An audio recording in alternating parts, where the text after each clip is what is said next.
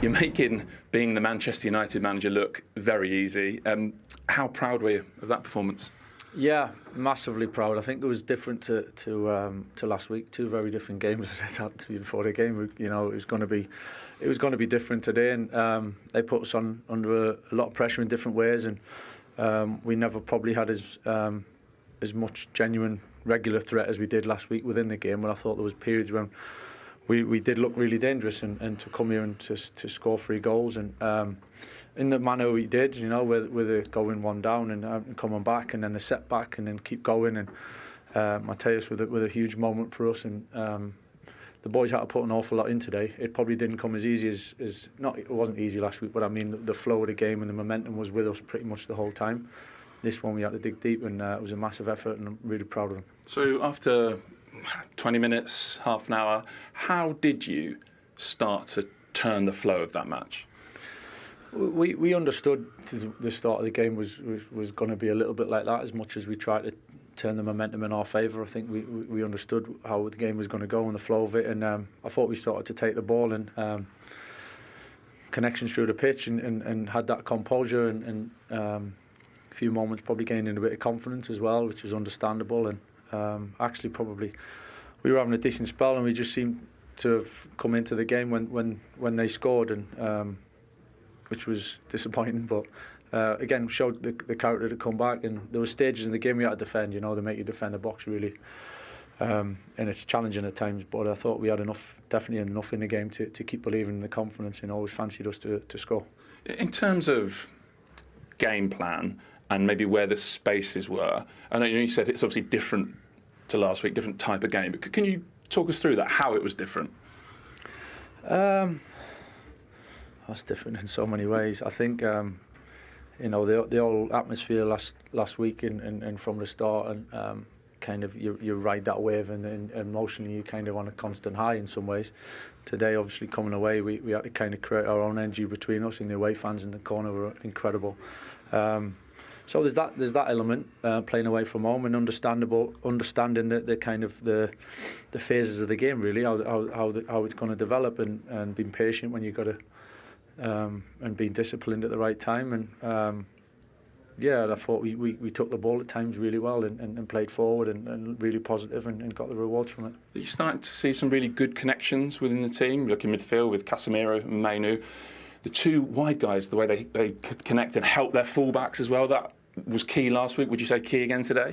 Yeah, definitely. There was all sorts of little connections throughout the pitch. I think partnerships in units that was really strong, and it's been 10 days, you know, so it was never going to be perfect, and we couldn't expect to come here and all of a sudden dominate the whole game and the ball, and you know, we're just starting off really, and so it's a great starting point, but we need to put some layers on top really, and we'll try to do that in the coming weeks. How have you done this, Michael? It looks and feels a team and a club transformed at the moment. Yeah, I'll give a lot of credit to the staff and the players, I have to say, in terms of how much they've invested and how much they've bought into it. And it's all right trying to help them and say certain things, but they got to live it, you know, and they have done. I think you've seen that, boys coming off the bench making a difference, and so it's a real collective feeling, and it's great when it comes together and everyone's in it, and we can celebrate with the fans at the end. I think it's important, and it's a big moment, and. My kids were in there. They're not so kids anymore, but they were in there. So they were in the away end, were they? In the away end. So even that in itself, you know, is it's emotional. It's the passion. It's the excitement of these type of games, and to come out on top's fantastic. Did you have a moment? Did you, when you were looking? I saw you were in the corner, obviously, to thank the fans. Did you spot your kids? Yeah, I seen them. Just a little bit of eye contact. Yeah, no, I seen them. Yeah, it's nice, you know. They were going as crazy as everybody else, and it should be like that, you know. We won't obviously celebrate, obviously, with respect to Arsenal, and we're in their stadium, but I think when you have a result like that, I think it's only right we go and appreciate the supporters, and we certainly did that. Yeah, and it's worth remembering, you're not just a Manchester United manager, former player, you're a fan, season ticket holder. Yeah, I am. Well, I guess. There's 2 sides of it, you know. There's obviously the emotion of that, and then, like I said, from day one, I'm here to do a job really, and make the team as best as we can, and to have that connection 2 ways is special. You know everyone's going to get giddy. I'm sure you won't, but are you starting to see You said from the brilliant performances you had, you can already see layers you can add to it. So are you starting to see a long-term project you can get your teeth into here?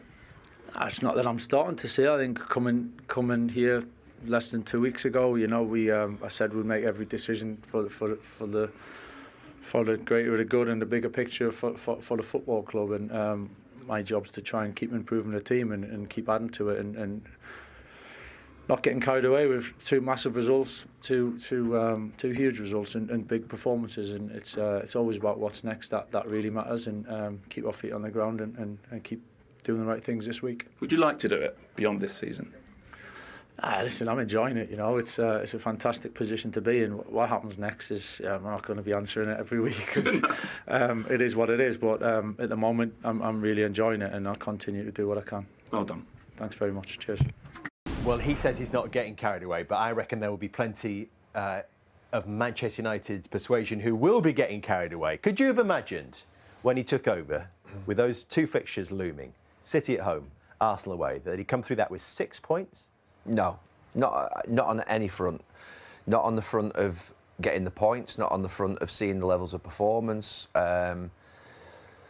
No, you wouldn't have expected that. It's been a remarkable turnaround, and you actually wonder how, in the short space of time that he's been in, he's been able to put that performance level into those players and how they've transformed it from what has been, to be fair, absolute guff that we've been watching for 6 weeks prior to it, to now watching what is real performances with a real familiarity to it with regards to the system, how they're going to play, the intensity of it, in control of games without the ball, and then obviously big moments in matches, scoring goals. So I don't know what's happened. I mean, you know, you two have been managers more than I have.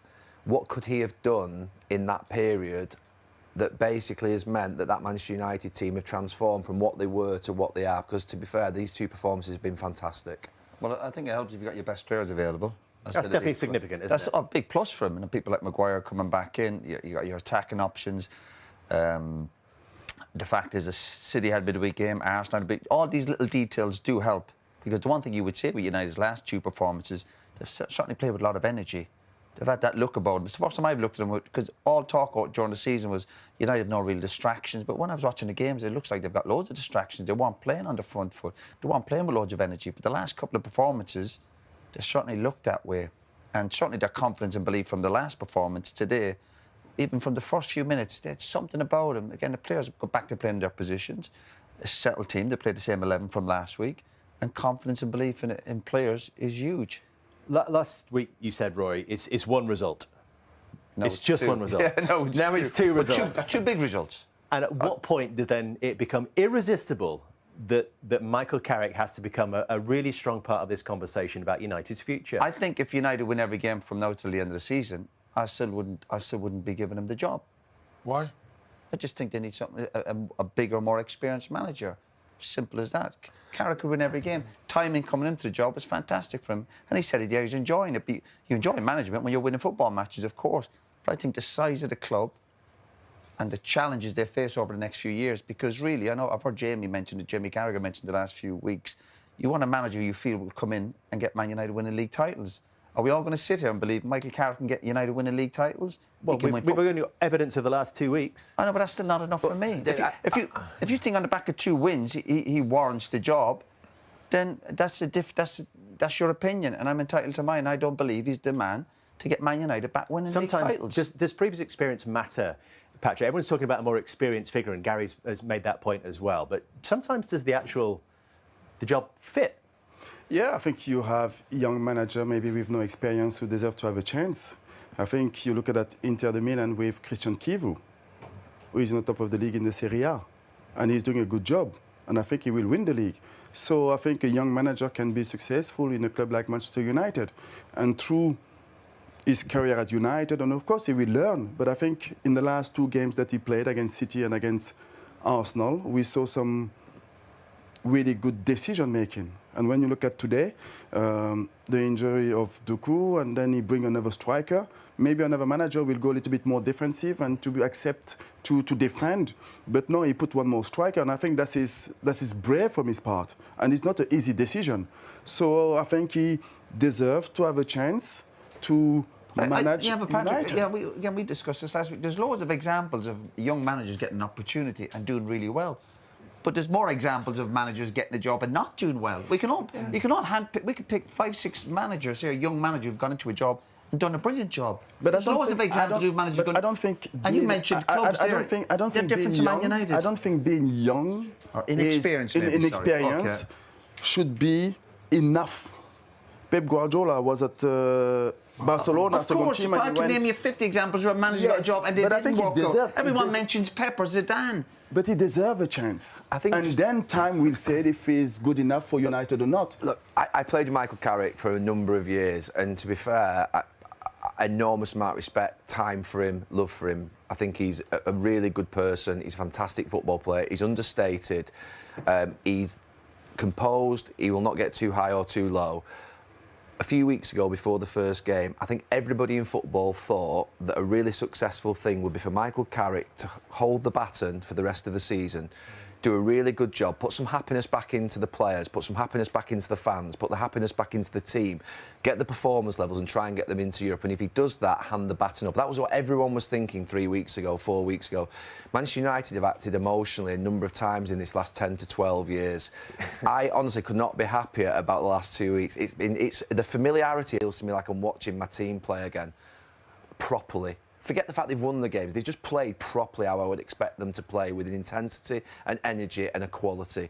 So I think it's right that Michael Carrick, to be fair, keeps the job to the end of the season, hands the baton over to a Thomas Tuchel, a Carlo Ancelotti, someone of that world-class still. That's what his job is now. Michael's an unemotional guy. He'll realise that what I'm saying here is something that I said 2 weeks ago. Surely winning matters, Gary. You just said they're the fact the way they're playing. They played at Bournemouth a few months ago and they drew 3-3 at home. And you said you were pleased with that. But you're at Man United. The reason you play for these big clubs, it's about winning football matches. Yeah, I get that, Roy. But to be fair, you also at that club need to be entertained. You cannot play drab football that's boring and, to be fair, that's really difficult to watch. We've got to go, unfortunately. They're turning the lights out on us as well. NFL on us. We are passing on to Super Sunday Extra Time. That is coming up next. Yeah, just sorry. Sky Sports I'm not putting pressure on Bye for now. I'm not putting pressure on Arsenal. He said no one ever. Owen, I must interrupt you because the match winner with a big smile on his face is going to talk to us live at the Emirates. Matthias Cunha. Very, very well done. Try and bottle that and put that into words for us. What a moment. Hey guys, it's a pleasure to talk with you all. What a moment, no? To come here to this club. Always we thinking about these moments, and to be part of that, of course, is everything that you dream to. You've said many times it was a dream to wear the shirt. I mean, was that sort of a dream to score a goal like that, to win it away at Arsenal in a match of this magnitude? Yeah, 100%. You know, like every single work that I did in all my life is to play these big games. Everyone said to me, these big games to big players, and score the match winner is everything that you dream to. But yeah, it's only to give everything to my teammates and help me every time, the fans, of course, to my family. Matthias, it's Michael Owen. Congratulations. I must say, when you picked up that ball, I was watching with the guys and I said, goal here. We were looking at your stats. You score so many goals, more than anybody actually in recent times, from outside the box. Why are you so prolific from outside the box? Hey, Michael, it's a pleasure to talk with you. You know, like every single training I try to have this shoot. I always talk with the guys, and the guys come to me and say, never more shoot inside of the box. You need to shoot outside of the box. You shoot better.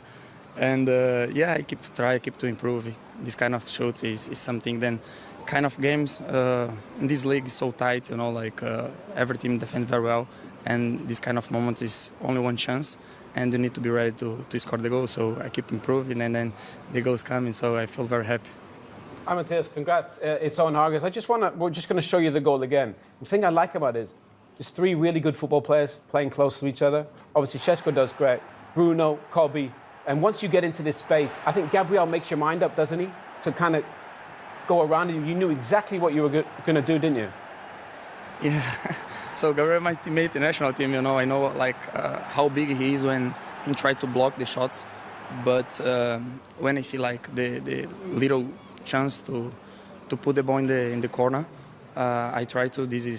I feel the shot then have more confidence to do.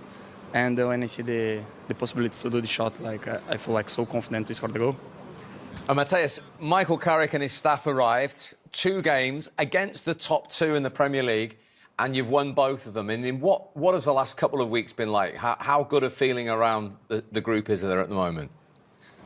The feeling's unbelievable, you know. Like, come win the derby and win against Arsenal here is the feeling. Then, like I said to you in the beginning, is the feeling that every single player want to feel. So to come here after all the change then the club did, you feel like, of course, a little bit come like kind of confusions to the players. We know what happens in the future, but him coming, Carrick coming with like all the stability. Then he knows about the United. He always talk about the feel to win games with the shirt, and yeah, he tried to pass to us, and then we did everything in the pitch to keep improving and win the games.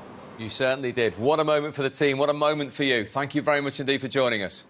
Thank you, guys. It's a pleasure. And they did. And they're at home to inform Fulham next. I mean, is there a real opportunity here to build some momentum of winning results? Yeah, I mean, let's not forget, you know, they were 5th when Ruben left, and I think with no European football, I think they'll finish in the top 4 or 5. I think that they have an opportunity which other teams don't have. They're all in European football. You look at the fixtures, I fancy them against everyone now. Obviously, they'll be different. They'll probably have more of the ball. They have more of the ball today than they did against City. But if they can defend well like they have in these 2 games, with the players they have at the top of the pitch, I think they'll finish in the Champions League places. Michael? Yeah, it's quite incredible, isn't it? I don't want to be a downer on the whole thing. The biggest challenge, if you want to be brilliant again, if you want to challenge the top teams, the biggest challenge now is for them to be able to control games.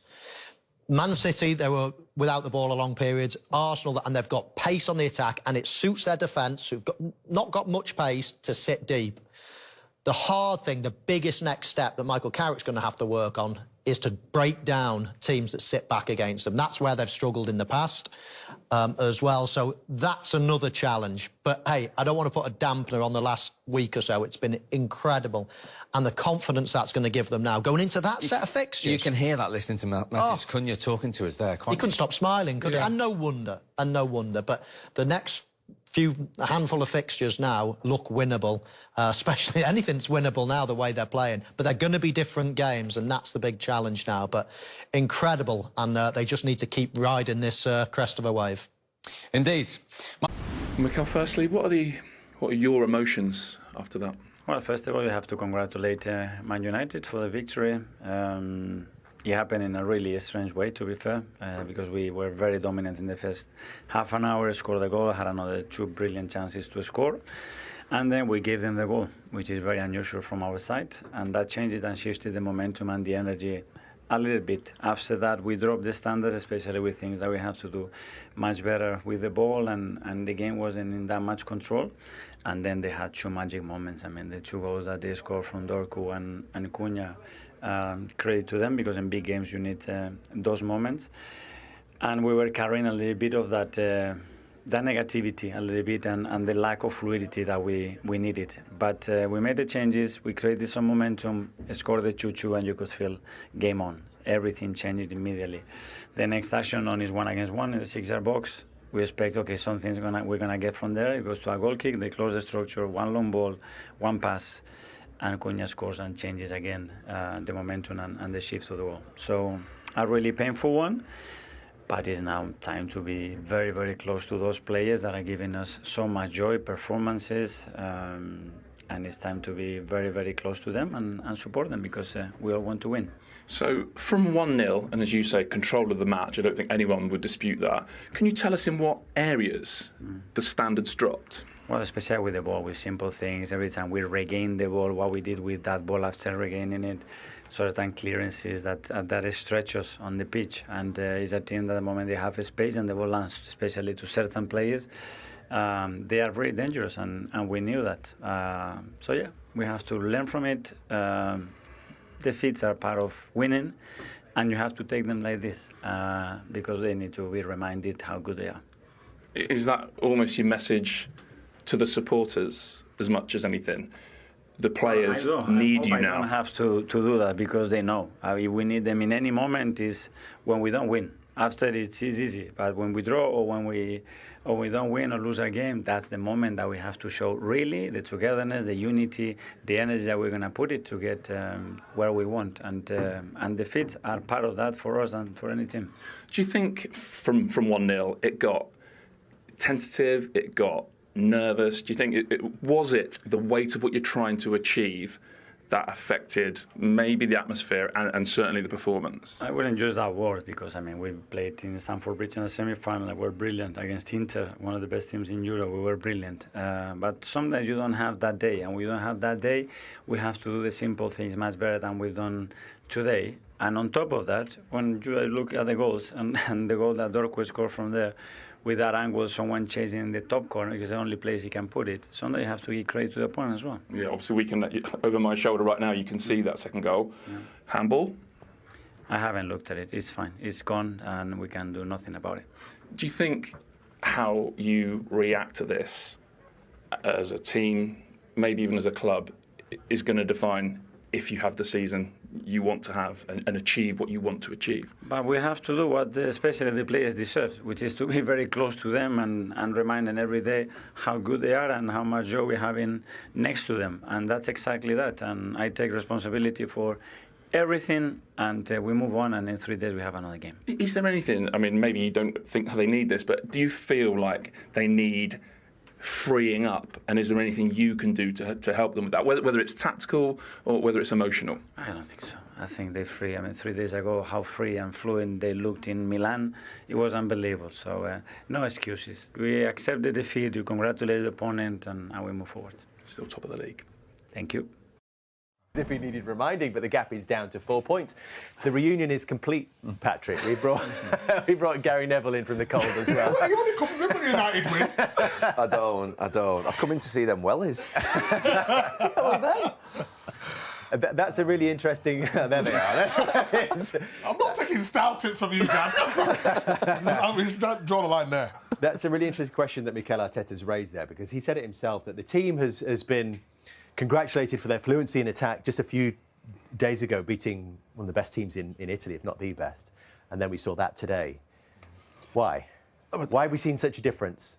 I think, like he mentioned it, I think you have to give a credit to United. I think they had a day where they didn't perform. Then you need to analyse the game and try to understand why. But does it not come down to the approach, though, that is set from the start, Patrick? I don't know if it's the approach. I don't know if the fact that they are in the top of the league and it's important for them not to lose the game, and maybe they stop playing the game to win the game. I felt that they are less aggressive going forward. There is a less energy in the team, and I think that is the change that I saw from Arsenal. But they're still top of the table. They still have 4 points clear. So it's important for them to stay calm, to stay composed, and to go back to basics. And go back to basics is like approaching the games, being on the field, and try to win games. Play to win the games. Mm-hmm. And you can lose games, but I think the disappointment today is that they didn't perform. They didn't play at the level that we all know they can do. So that is, I think, the frustration from myself, and I think from the manager as well. Patrick said at half-time that Arsenal need to be braver in the second half, but I don't know if you would feel like that they have to be braver overall.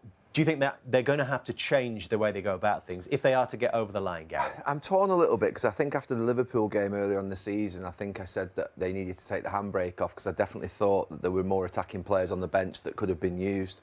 But I think we ask for patterns and combinations, don't we, sometimes in teams? We ask... Arsenal it gets levelled at Arsenal that they're predictable. But actually, it's what you actually want in the attacks from a good team. So you can almost, when City are playing really well under Pep Guardiola, or any team playing really well, you see repeat patterns and repeat combinations. So you see a lot of what they're going to... You know what Ødegaard's going to do, you know what Saka's going to do, you know what Trossard's going to do, which is a good thing in some ways, but also if it doesn't go well, then you say it's predictable. And there's a bit of that with Arsenal. What I would say is the more instinctive players that they have, like Eze, Martinelli, Madueke, he's gone for the more positional players like Ødegaard, Trossard today, rather than those more instinctive players. And then when they've obviously gone 2-1 down, he's had to bring some of them on. But I would have liked to have seen Martinelli, Madueke and Eze come on all at once and just almost in some ways just go for it. When he made the substitutions, I just thought there was still a little bit of Mourinho coming on, a little bit of Ben White coming on, that I thought, could you just gone a little bit more and sort of just gone full-on spontaneity and be a little bit less methodical? People are starting to talk about the attacking numbers when it comes to Arsenal's forwards, all of whom are struggling to contribute what you would probably expect of a team that's chasing honours on 4 different fronts. Don't forget, Bukayo Saka not scored now in his last 13 in all competitions. Gyökeres without a non-penalty goal in his last 11 in the league.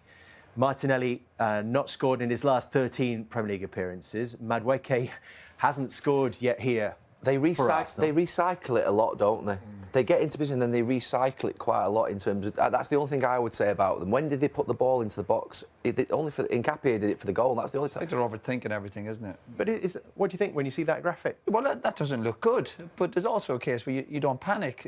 Some of your attacking players will go through spells like that. But if you step back and reflect and go, at the start of the season, this is the manager's job over the next few days. And you can't... He's talking about the game during the week in the Champions League. Premiership is a lot different, obviously, the Champions League or whatever. Different competition, different mindset. They're top of the league in the Premiership.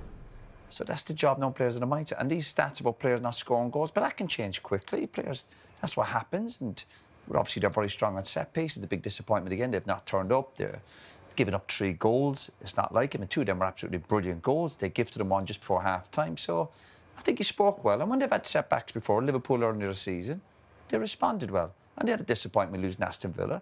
And they responded well to that. That's the test of any team. So they're under pressure. They're at the top.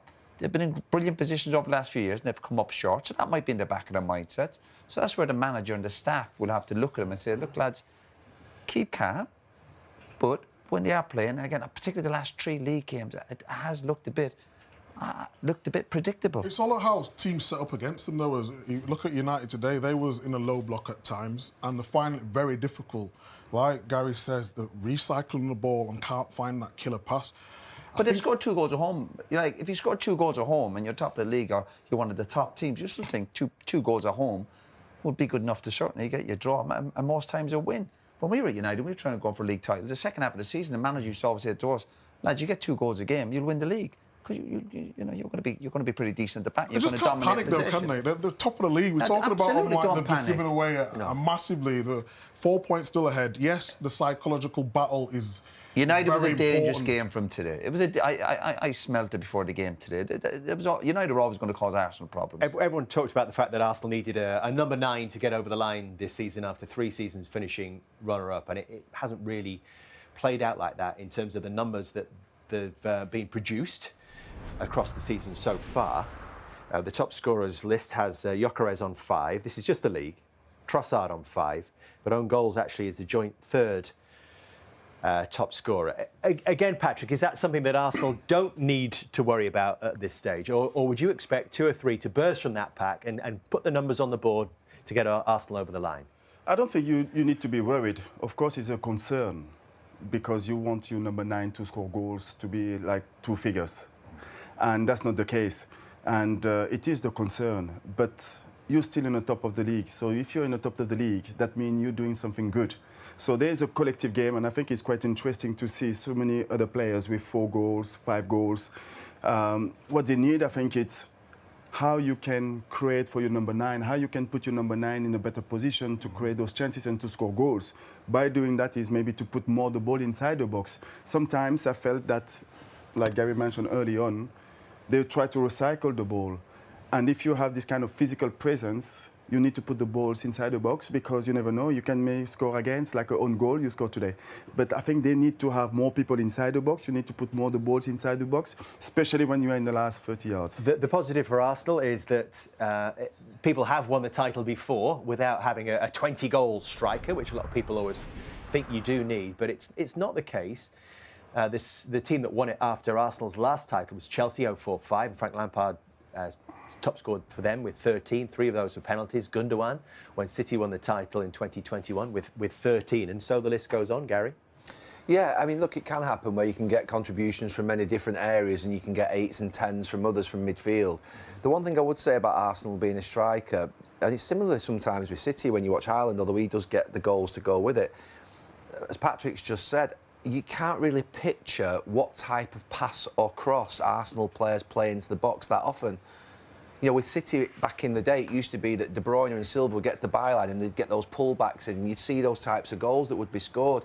With Arsenal at the moment, unless Saka comes in, you know, with a dribble and then he maybe just dinks one, I can't really see another picture of how you score goals, a lot of goals in this team, because other than set pieces, that's the only time really where you see balls getting put into the box directly. I think Arsenal are a little bit too deep tactically. So when they lose a ball, Saka and Martinelli or Trossard go really deep, and then when they try to go on the transition, Man United, especially today, are allowed to get back into positions. So you go to the wing, Saka's getting doubled up. You go over the other side, Trossard, and everything's moving too slow. You're looking for that intricate pass right over the top. And it's just not... They're all set.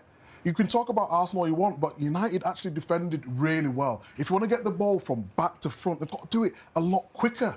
As soon as Arsenal look the ball, there's many occasions today when there was too deep. As soon as they get the ball, then having to fight the way to get the ball forward. Everything was just a little bit too slow. Yeah, it was a nervous performance from them. Look at the first goal they gave away.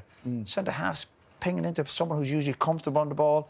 And there was that nervous tension in the stadium. The closer you get towards the end of the season, that'll just get worse. So at this moment in time, and going back to the Liverpool game as well, they're not dealing with that very well.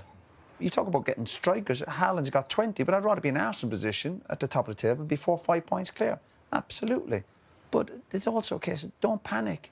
If you look at the table and what Arsenal players have done and where they're heading towards and all the other competitions they're in, but when you're home and there's that expectation and your Man United are coming to town, deal with it. And they didn't deal with that expectation and pressure today. We're just channel hopping over to Sky Sports Premier League so we can carry on for another half an hour or so talking about Arsenal and Manchester United. I want to ask Patrick about the nerves. Is it because it's been so long, do you think? And does that come from the stands? No, I think it's one of the reasons it's been so long that Arsenal didn't win the title. I think when you look at the majority of the players here, they want to win it so badly. And of course, they're feeling the pressure and the expectation from the fan. And it's about how do you manage that expectation. And they all want to win it, I think. So how do you manage that expectation? I think it's to go back to basics. It's about how do you get to top of the table. You get to top of the table, that means you've been playing in the right way, you've been really positive and not changing the attitude. And we know that Arsenal has been a long, long time that didn't win the title. I think in the last couple of years, they managed to build this kind of experience. They bring quality players, and they have 2 good players in every position. So I think they have the squad to go and to win the title. But that's the hard part, isn't it? The last bit is always the hardest bit. Because they never did it. And I believe that the first time is always the most difficult one. Patrick, can I ask you about that? Because when I first won a title, I had very experienced players who'd already won the title. And when you came to Arsenal, 98 will have been your first title. But you had Tony Adams in the team, you had Nigel Winterburn lead. How important were those players in settling everybody down? Because the Arsenal players haven't got a Tony Adams or a Nigel Winterburn. How important were they to you? Really, really important, especially when you're going through a difficult period. Because to win the title and to be playing well from the first to the last game of the season, it will never going to happen. It will have time and moment where you will lose a little bit of confidence and you're not playing well.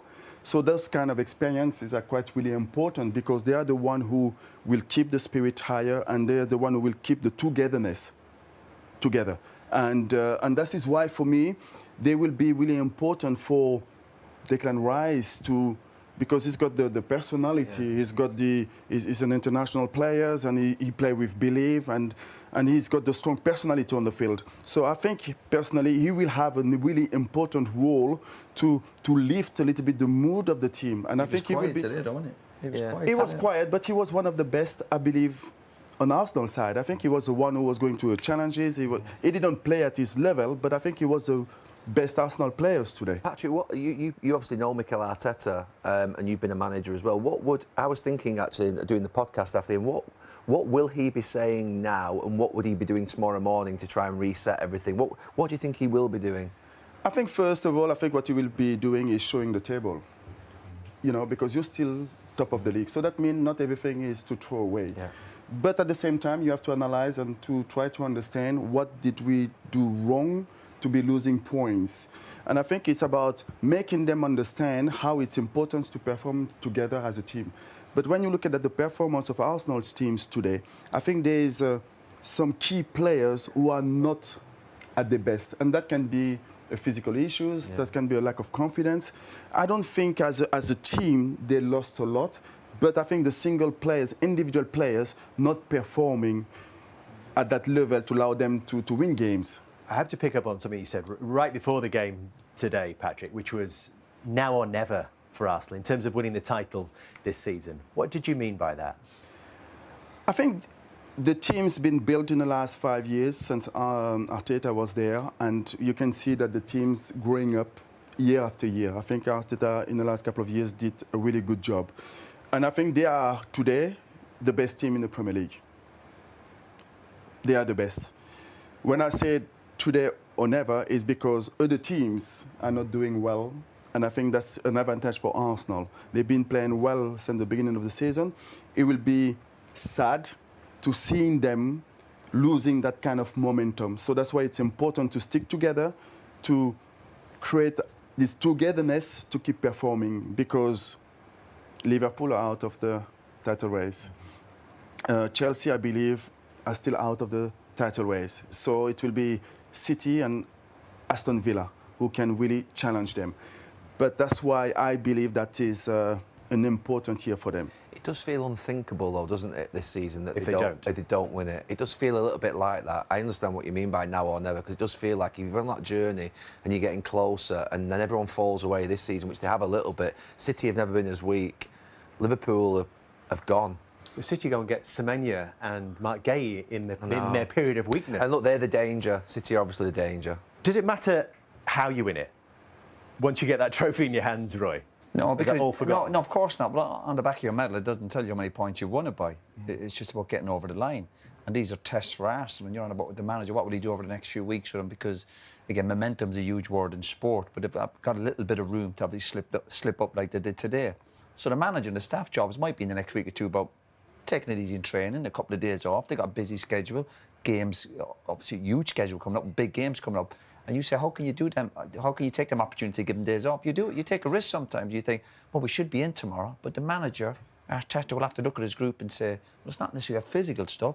It's just mental. Mix things, train up a bit, lighten it up.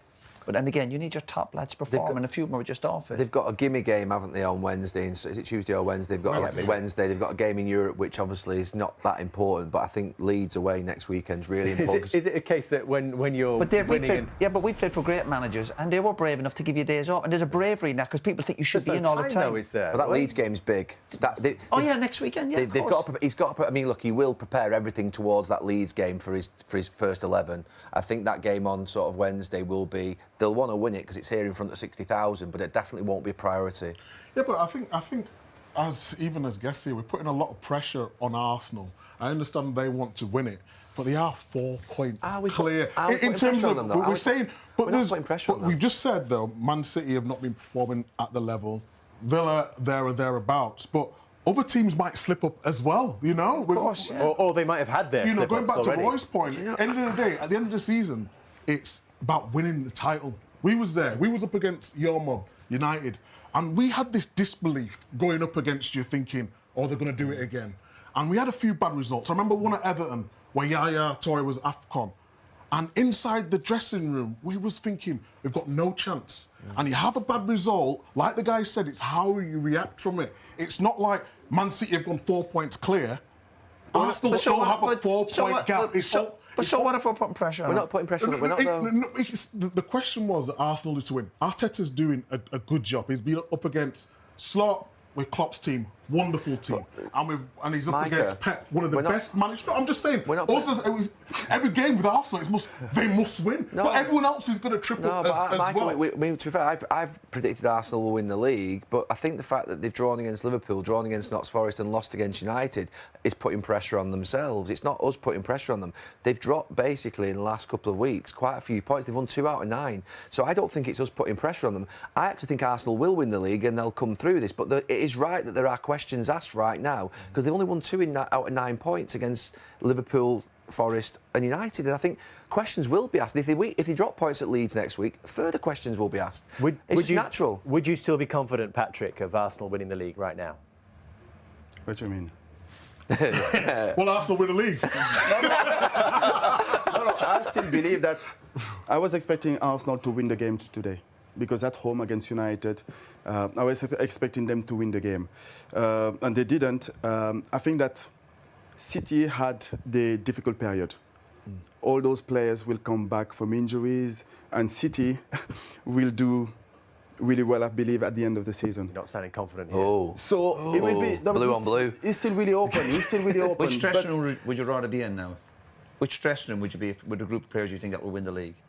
Arsenal, of course. Yeah. But who do you think will win it though, Patrick? If you were saying today, I think that Arsenal have enough. Even if I'm with the performance today, I strongly believe that they will go to Leeds and they will win the game at Leeds. I think that Arsenal have enough to go until the end and to win the title. But obviously, if they don't win the game at Leeds, there will be more pressure, especially if City win the next game. And even then we're talking about the Arsenal, question can we're talking about change. Arsenal going through a difficult spell. Yeah, Liverpool, they drew, but kept a clean sheet. The Forest game can happen. You're going to go through difficult spells. And only for 2 brilliant strikes, really, in the second half, they probably would have got something out of the game. So it's definitely a case of not panicking. And I'll still be thinking, Arsenal to win that league. Absolutely. Yeah, You've got to get through the sticky patch. That's part of being trying to win the league. You're going to go through difficult spells. Don't panic. But I think, I think they'll win the league as well.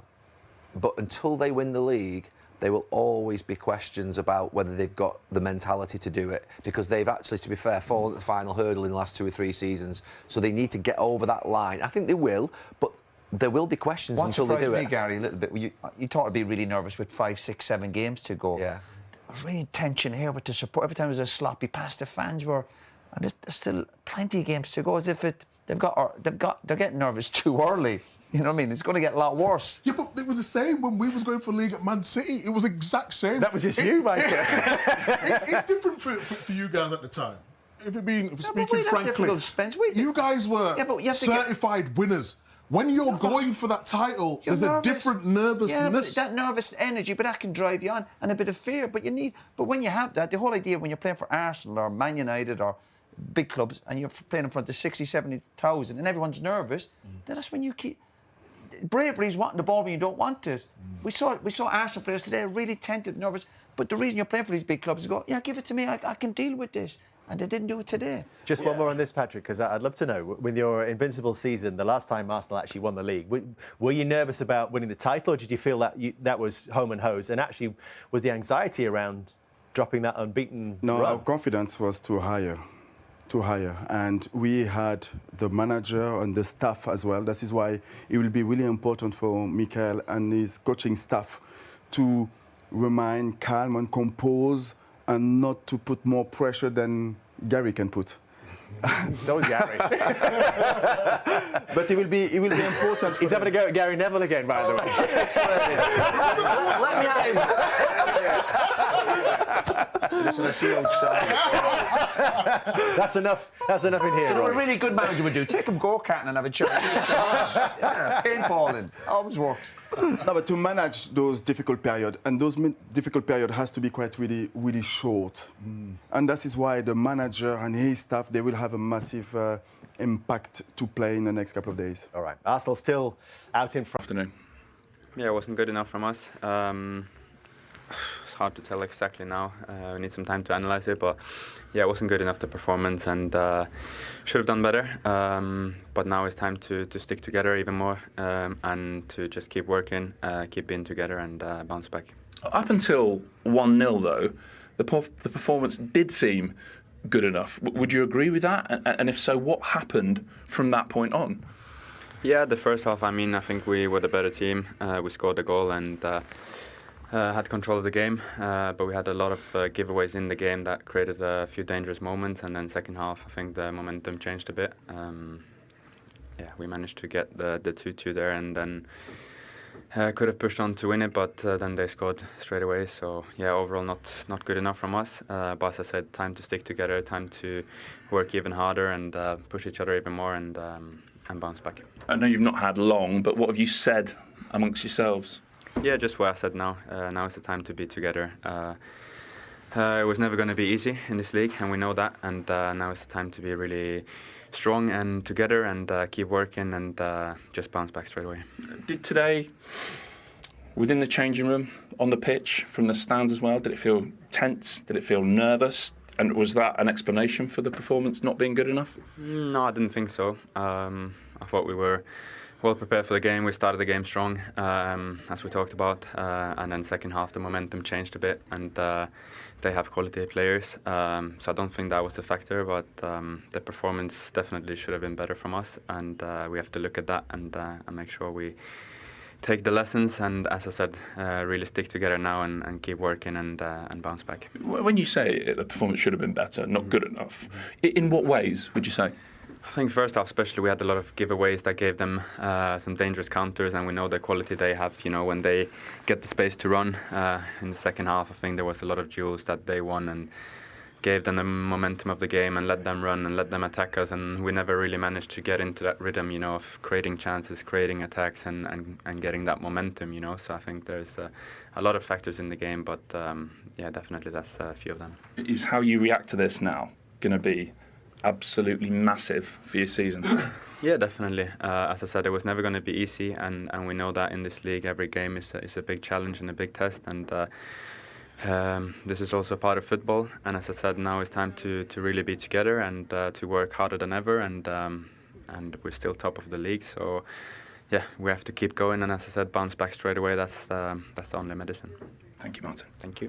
Glum faces in that Arsenal dressing room, no doubt. But yes, they are still top of the table. They've got a 4-point cushion on Manchester City and Aston Villa, even after going 3 without a victory. He said stick together, I think, several times, Patrick, in that interview. Beyond that, what do Arsenal need to do now? They still to go back to the basics, play with freedom and express themselves and going forward. I think the strength of this team is to create chances and to score goals. Especially when they're at home, they are quite really aggressive with the ball. Some of the players need to perform as well as their best. I think there was too many players who didn't perform today. There was a must-win games for them because it was important to send the message to say that we want to win, and our performance show and send the message to the rest of the teams in the league. Who didn't perform, Patrick, do you think? I think Saka was too quiet. I think he's one of the, if not the best offensive players, and big games like that, you expect him to take the team and to perform. Trossard is an important player as well, but he didn't perform. Up front, I think Jesus ran a lot, spent a lot of energy, but you want him to be more focused and to be more inside the box. In the midfield, I think the only one was Declan Rice. You can see that he's winning balls, winning the 1v1, he brings a lot of energy, but there were too many players who play below their level, and when he's against United, it became really difficult to get the result.